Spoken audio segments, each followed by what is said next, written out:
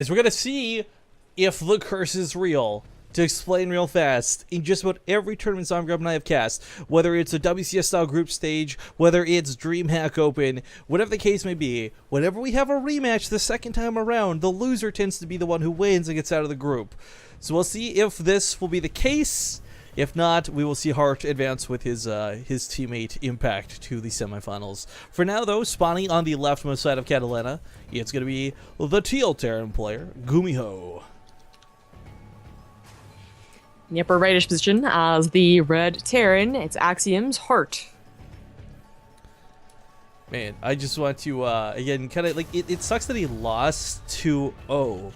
Because Hart played both those games incredibly well, I felt.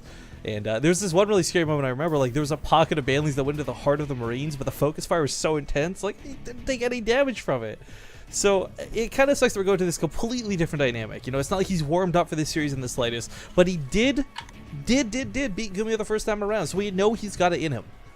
Yeah, and I mean, it wasn't, I don't want to call it a stomp, but it was a little easy looking. Well, I think one of the big things, though, was Gumiho did decide to do, in that first game, you know, remember the double Rax Reaper. Right. It's a risky build, and it did kind of just give away a game with the way it ended up playing out.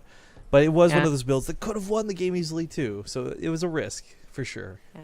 Well, that actually, like, the build itself did, I think, enough damage to warrant 3 Reapers, maybe not the 5 that he ended up getting, but either way, it was, like, really that follow-up beating in the middle that, you know. So what I'm trying to say is, like, it was actually, like, decisions. It wasn't so much, like, a build or a loss in both games. It was decisions, but we'll see if Hart has the same luck. Because, like, also in the second game, it was, like, Gumiho going mech, and it seemed like he had a good grasp on what mech needs, which is like a lot of tanks, right?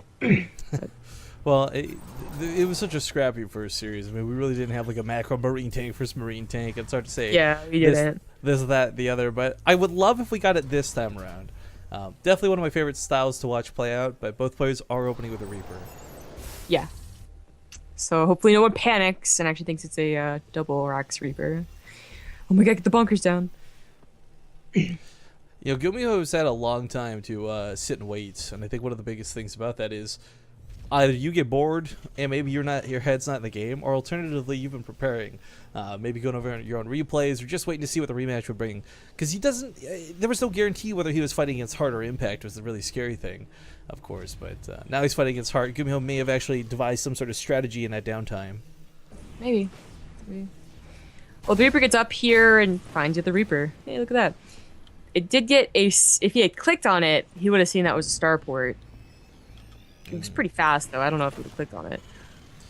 Well, the second Reaper follows suit, and with the Hellion here, Hart wins this fight, but not if he gets caught off guard, not if the Reaper slipped by to that SV line or something silly. Yeah, it would be kind of silly. And, you know, right now, the second Reaper's not that useful. I didn't even get, again, maybe not that great of scouting. It really depends if he clicked on that building or not.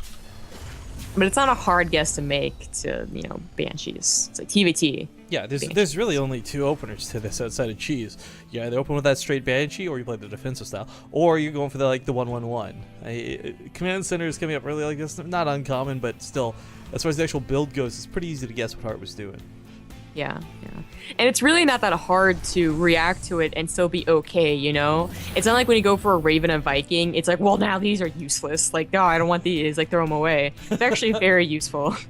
I would love to see, you set the Raven and the Viking on a table and you just flip the table. It's just, garbage units.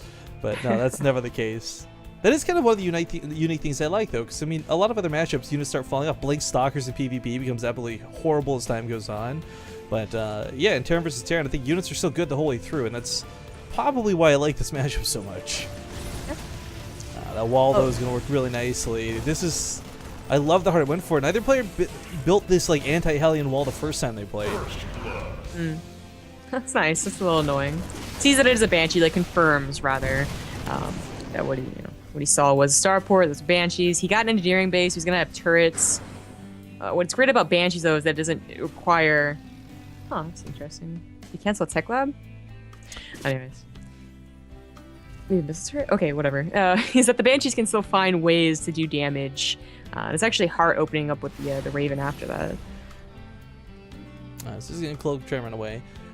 Yeah, hard going with the Raven is interesting. Not like this will be an effect if you get double secret missile tanks. You can always point defense drone marauders. Auto charts are never really bad in any scenario, but I think most importantly, it does give him free detection should Gumiho have gone for his own Ravens. Yeah. And if Hart does like that double tank push that did kill Gumiho last time, it won't be the same. Like he had 3-4 Banshees over the course of that game that just added so much damage.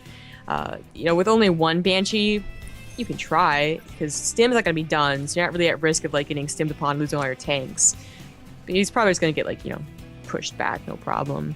What is a little interesting is, like, who's going to win the Viking war, because, I mean, sometimes we have people go for, like, the one Viking, as usual, and sometimes we have people fighting for, like, that 5 Viking dominance, you know, like, usually 5 is, like, that number, and sometimes they go for 7, and that person, you know, obviously wins. But they're both trying.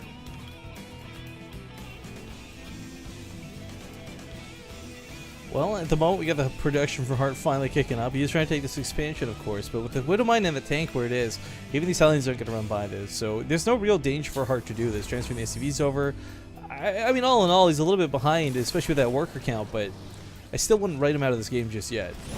No. Especially Gumiho is going mech yet again. Yeah, double armory. That was a little greedy.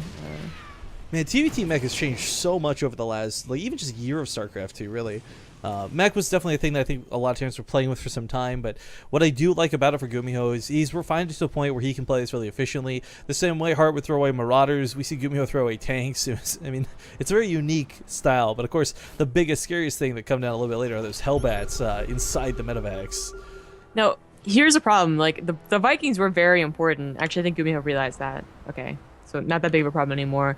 But Hart did have the lead, and he also had a Raven. So that was going to be a big deal if he was able to get air control and use that Banshee to its full effect. But here comes the Hellions from behind. Hart was not expecting this. SCV's on top of the auto turret. Anti-repairing. That tank, though, still standing, is not going to be enough to stop this push. It looks like...